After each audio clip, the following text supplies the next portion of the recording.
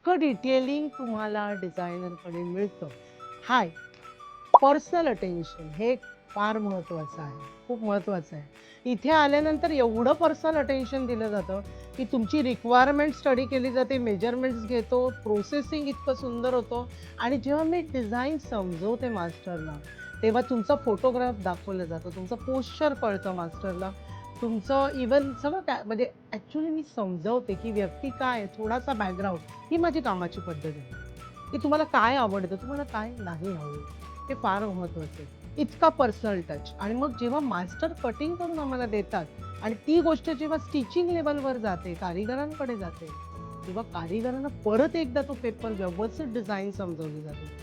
कारिगर in fact again they will ask, they will go to the master, again they will ask की हां, मॅडमनी असं समजवलं तुमचं काय? सो टेक्निकली ते तिकडून समजून घेतात. बरं समजावून घेतल्यानंतर कुठलाही ड्रेस किंवा ब्लाऊज कुठलीही कलाकृती बनताना मला दाखवली जाते.